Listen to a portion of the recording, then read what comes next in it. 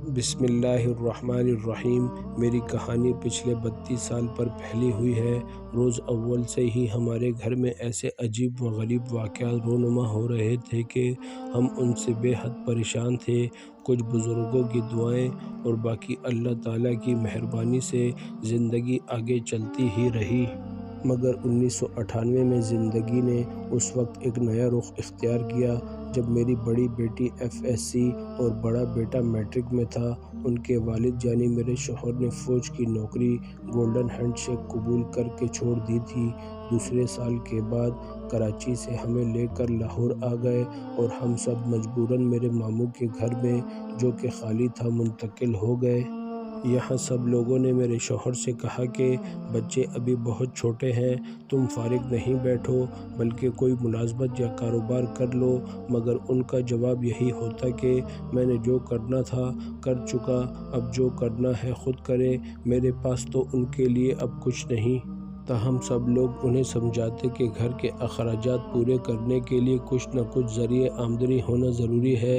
جب انہوں نے یہ دیکھا کہ یہاں سسر اور سالے کوئی نہ کوئی ملازمت لے کر آ جاتے ہیں تو انہوں نے یہی نتیجہ نکالا کہ یہاں فرار ہونا ہی بہتر ہے۔ ایک روز یہ کہہ کر ہمیں چھوڑ کر چلے گئے کہ میرے لیے تو میری پینشن بہت ہے، تو میں دیکھوں گا کیسے اپنے بچے پالتی اور ان کو پڑھاتی ہو اور کون تم سب کو سنبھالتا ہے۔ وہ واپس کراچی چلے گئے۔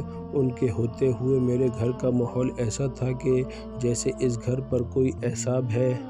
سارا دن بچے سہمے ہوئے رہتے، کبھی جوش آتا تو سارا دن ٹی وی چلتا اور کبھی مسجد کی طرف دھیان آیا تو سارا دن وہیں مسجد میں بیٹھے رہتے۔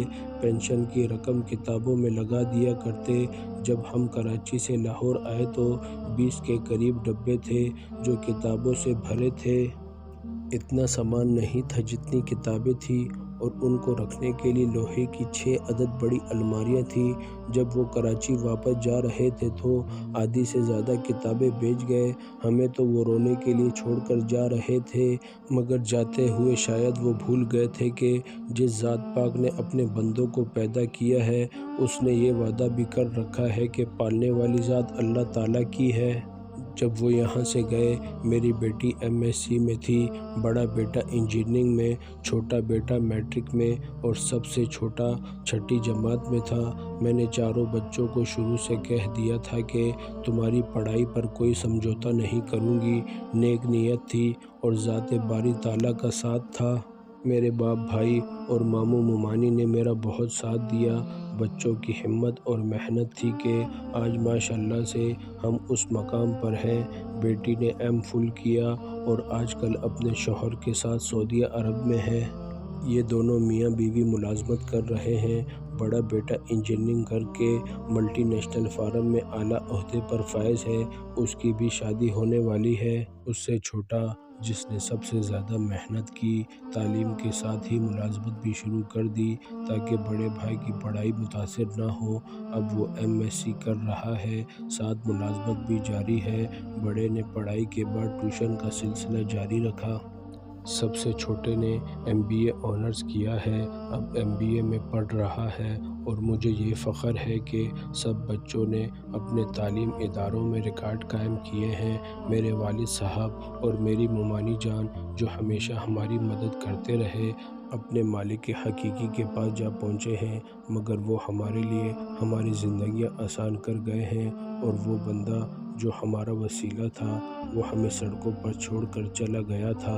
ان کے بارے میں سنا ہے کہ بڑی مفلسی کی زندگی گزار رہے ہیں، خدا بہتر کرے۔